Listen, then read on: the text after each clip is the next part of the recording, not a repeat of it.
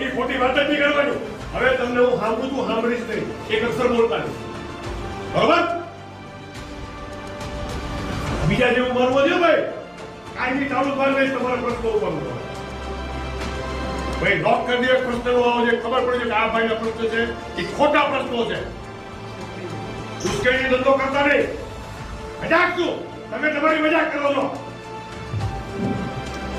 પાટણ પગલવા એને આવો છો, રાવાને ઉશ્કેરો છો. ભાઈ મારા જોઈન્ટમાં બેઠેલા જોઈ ગયા, પ્રશ્નો સોલ્વ થઈ જાવ. ખોટા ખોટા પ્રશ્નો રજૂ કરો, નાટક કરો છો, ખોટા મજાક શું? સરકારના પરિપત્ર જેમ કે આને આની પેલો તમે શું પીસીસીએફ છો? સરકાર છો? તમે જે આ પહેલા વિડીયો જોયો એ છે ગીર સોમનાથ જિલ્લાના કલેક્ટર દિગ્વિજયસિંહ જાડેજાનો. આ વિડીયો છે છેલ્લા 2 દિવસથી સોશિયલ મીડિયામાં ફરી રહ્યો છે. ઘણા બધા માધ્યમોમાં પણ ચાલ્યો છે, ઘણા બધા મીડિયાએ પણ આ વિડીયો ચલાવ્યો છે. પણ આ વિડીયોની પુષ્ટિ કરવી પણ એટલી જ યોગ્ય છે, કારણ કે તમે જ્યારે કોઈ વ્યક્તિનો વિડીયો ચલાવો છો ત્યારે તમારે એ જોવાનું હોય છે તે કેટલો સાચો છે, કોને કહી રહ્યા છે. તમે કોઈ વ્યક્તિના નામ સાથે તેમને નથી ચડાવી શકતા.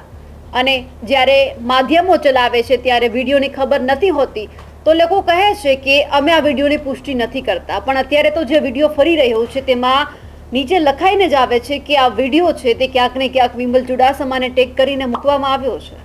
નમસ્કાર, નિર્ભય ન્યૂઝ સાથે હું છું રિદ્ધિ. આ વિડીયો છે ગીર ગઢડાના બાબરિયા ગામનો કે જ્યાં દિગ્વિજયસિંહ જાડેજા એક ઓફિસમાં બેઠા છે. તેમની સામે અરજદારો બેઠા છે, ફોરેસ્ટના અધિકારીઓ પણ બેઠા છે. ક્યાંક ગેરકાયદે દબાણ થયેલું છે તેમને લઈને આ માથાકૂટ ચાલી રહી છે. અને એ જ દરમિયાન અરજદારો હોય કે પછી અધિકારીઓ હોય તેમના ઉપર દિગ્વિજયસિંહ જાડેજા ગુસ્સે થઈ જાય છે અને અચાનક તેઓ બોલવા લાગે છે, ખખડાવવા લાગે છે.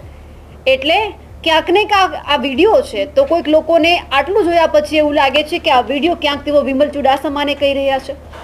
વિમલ ચુડાસમા કોંગ્રેસના ધારાસભ્ય છે અને બધા જ લોકો જાણે છે કે વિમલ ચુડાસમા અને દિગ્વિજયસિંહ જાડેજાને ક્યાંક નથી બનતું, એટલે તેમના વિરોધીઓ પણ આવું કરતા હોય છે. પણ જ્યારે માધ્યમો કે સોશિયલ મીડિયા પર આ વિડીયો અપલોડ કરવામાં આવે છે ત્યારે એ લોકોએ જાણવું અને સમજવું જરૂરી છે કે તેઓ સોશિયલ મીડિયા પર શું મૂકી રહ્યા છે, આમનાથી શું ફરક પડવાનો છે. કારણ કે ઘણા બધા લોકોએ કહ્યું છે કે આ વિડીયો છે તે વિમલ ચુડાસમાને ટેગ કરીને મૂકવામાં આવ્યો છે. ક્યાંક દિગ્વિજયસિંહ જાડેજા ફરી એક વખત વિમલ ચુડાસમાને ખખડાવી રહ્યા છે. પણ આ આખો મુદ્દો એવો નથી. આપણે જોયું છે કે ઘણી વખત અધિકારીઓ કે નેતાઓ વચ્ચે તૂતુ મેમે થાય છે, ઘણી વખત ભાજપ કોંગ્રેસના નેતાઓ વચ્ચે તૂતુ મેમે થાય છે. પણ જ્યારે આ વિડીયો મૂકીએ છીએ ત્યારે તેમની પુષ્ટિ કરવી પણ એટલી જ યોગ્ય છે કે આપણે કોને સંબોધીને વાત કરી રહ્યા છીએ. એટલે પહેલા જે આ વિડીયો અત્યારે જે સોશિયલ મીડિયા પર ફરી રહ્યો છે દિગ્વિજયસિંહ જાડેજાનો તે જોઈ લઈએ. એની અંદર માલ ઢોર ચડાવવા નથી લેવાનો. એની બાર કોકની મેદાનમાં રોકે તો મારી પાસે આવશો. એ સમજી લીધું ભાઈ. એ સમજે ઈ આપણે બીસીએમ નહીં આને પીસીસીએમ બનાવી. તમારી કોઈ જ્ઞાન જ નથી. મજાક ની વાત નથી ભાઈ. બરોબર, એ ખોટી વાત જ નહીં કરવાની. હવે તમને હું સાંભળું છું, સાંભળીશ નહીં, એક અક્ષર બોલતા નહીં. બરોબર? બીજા જેવું મારવું દો ભાઈ. કાયમી ચાલુ કરી દઈશ તમારા પ્રશ્નો ઉપર. ભાઈ લોક કરી દે પ્રશ્નો આવો છે, ખબર પડી કે આ ભાઈના પ્રશ્ન છે એ ખોટા પ્રશ્નો છે. ઉશ્કેરણી ધંધો કરતા નહીં. મજાક શું? તમે તમારી મજાક કરો છો. પાટણ પગલવા એને આવો છો, રાવાને ઉશ્કેરો છો. ભાઈ મારા જોઈન્ટમાં બેઠેલા જોઈ ગયા, પ્રશ્નો સોલ્વ થઈ જાવ. ખોટા ખોટા પ્રશ્નો રજૂ કરો, નાટક કરો છો, ખોટા મજાક શું? સરકારના પરિપત્ર જેમ કે આને આની પેલો તમે શું પીસીસીએફ છો? સરકાર છો? અરે વાત કરો છો ખોટી, મુશ્કેલીઓ કરો છો લોકોની. હવે જ્યારે ચૂંટણી હતી ત્યારે એ સમયે કંઈક દિગ્વિજયસિંહ જાડેજા અને વિમલ ચુડાસમા વચ્ચે તૂતુ મેમે થઈ હતી. તેમને લઈને ક્યાંક કોઈક લોકો ખાર રાખીને બેઠા છે. એટલે પણ હોઈ શકે છે આ વિડીયો સોશિયલ મીડિયા પર મૂકવાનું અને વિમલ ચુડાસમાને ટેગ કરવાનું.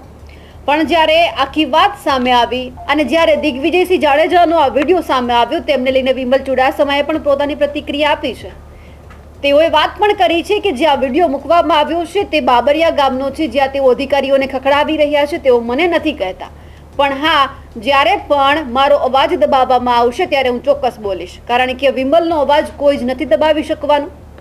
હું ભાજપને પણ બોલી શકું એમ છું, ભાજપના જે અધિકારીઓ છે તેમને પણ હું કહી શકું એમ છું. એટલે આ વિમલનો અવાજ ક્યારે ચૂપ નહીં થાય. ખોટું હશે ત્યાં વિમલ ચોક્કસ બોલશે. પહેલા તો વિમલ ચુડાસમાને સાંભળીએ, જેમણે આખા વિડીયોને લઈને પુષ્ટિ કરી છે. મારું નામ વિમલ ચુડાસમા છે ને હું સોમનાથના ધારાસભ્ય તરીકે સેવા આપું છું. ત્યારે સોશિયલ મીડિયાના માધ્યમથી મને જાણ થઈ કે એક વિડીયો ફરી રહ્યો છે અને એ વિડીયો કલેક્ટરનો ફરી રહ્યો છે અને કલેક્ટર એ જે ઉગ્ર ભાષામાં મને બોલી રહ્યા છે એવો વિડીયો કટિંગ કરી અને મારા વિરોધીઓ અને કલેક્ટરના હિતેશી દ્વારા ફેલાવવામાં આવ્યો છે. આ વાત તદ્દન ખોટી છે, કારણ કે આ વિડીયો છે 19/9/2024 નો ગીર સોમનાથ જિલ્લાના ગીર ગઢડા તાલુકાનો અને બાબરિયા ગામનું ગ્રામસભાનો વિડીયો છે. અને આ ગ્રામસભામાં કલેક્ટર પ્રજાના ટેક્સના રૂપે પગાર લઈ અને ગ્રામસભામાં ત્યાંના સામાન્ય માણસને ધાક ધમકી અને ડરાવી રહ્યા છે એ વિડીયો છે. હું તો પ્રજાનો પ્રતિનિધિ છું. મને 3.5 લાખ લોકો મતદાર આપી અને નેવું સોમનાથના વિધાનસભાના ધારાસભ્ય તરીકે ચૂંટાઈને મોકલો છે. ત્યારે મારો અવાજ એ 3.5 લાખ મતદારોનો અવાજ છે. એ અવાજ કોઈની તાકાત નથી કે વિમલ ચુડાસમાનો અવાજ દબાવી શકે.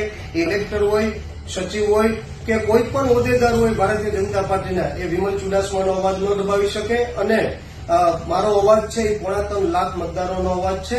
એ અવાજ 3.5 લાખ મતદારો જેવો જ નીકળે અને લોકોના હક માટે થઈ અને એ જે રીતે મારે લડાઈ લડવી પડે એ હંમેશા વિમલની તૈયારી હોય છે. અને હંમેશા આપણો વિમલ ત્યાં લડતો રહી અને જે પણ હોય આવા તો અન્ય કલેક્ટરો, ઘણા બધા કલેક્ટરો આવ્યા છે અને જે પણ ભારતીય જનતા પાર્ટીના એજન્ટ બનીને આવ્યા છે. આ એજન્ટોની કોઈની તાકાત નથી કે વિમલનો અવાજ દબાવી શકે. અને મારી સાથે મારી 3.5 લાખ મતદારો છે અને સમગ્ર ગુજરાતના લોકો મારી સાથે છે. અને ત્યારે એ વિધાનસભાનો ફ્લોર હોય કે કલેક્ટરની ઓફિસ હોય કે અન્ય ઓફિસ હોય, ત્યારે લોકોના હક માટે થઈને મારો અવાજ 3.5 લાખ મતદારોનો અવાજ જેવો જ નીકળવાનો છે અને કોઈની તાકાત નથી કે મારો અવાજ દબાવી શકે. આપણે જ્યારે કોઈ પણ સોશિયલ મીડિયા ઉપર એક વિડીયો જોતા હોઈએ છીએ અને કોઈ લોકો કહી દે છે કે આમને લઈને છે તો આપણે માની લઈએ છીએ, પણ જ્યારે આપણે રીટ્વીટ કરીએ છીએ, ટેગ કરીએ છીએ, ત્યારે આપણે એ સમજવું જરૂરી છે કે આપણે કોને લઈને શું બોલી રહ્યા છીએ. આપણી પાસે જો આધાર પુરાવા હોય તો જ આપણે તે વાતને વગોડવી જોઈએ. એટલે ક્યાંક ને ક્યાંક જે તે સોશિયલ મીડિયા પર કે પછી ટીવી માધ્યમોમાં કે પછી પ્રિન્ટ માધ્યમોમાં જે વાત અત્યારે વહેતી થઈ છે, તેમને ક્યાંક આ જે વિડીયો છે વિમલ ચુડાસમાનો જે પોતે ખુલાસો કર્યો છે તે ક્યાંક રદિયો આપે છે. કારણ કે તમારે બોલવાનો અધિકાર છે ત્યાંથી રીટેક, કારણ કે લોકશાહીમાં તમને બોલવાનો અધિકાર છે, પણ તમે કોઈક વિશે ખોટું બોલો છો તો તમને એ અધિકાર ક્યાંક નથી જ મળવાનો. તમે બોલો કોઈ જ વાંધો નથી, પણ તમે એકવાર ચકાસો, એ વિડીયોની પુષ્ટિ કરો, એ વાતની પુષ્ટિ કરો, પછી જ તમે બોલી શકો છો.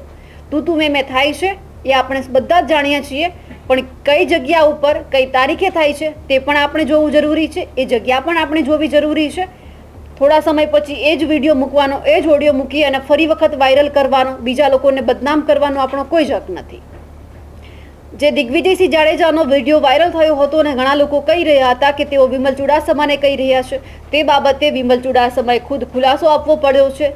અને જે ખુલાસામાં તમે સાંભળ્યું તેમને લઈને આપનું શું કહેવું છે કમેન્ટ કરીને ચોક્કસથી જણાવજો. સાથે જ નિર્ભય ન્યૂઝને લાઇક, શેર અને સબસ્ક્રાઇબ કરવાનું ભૂલશો નહીં. નમસ્કાર.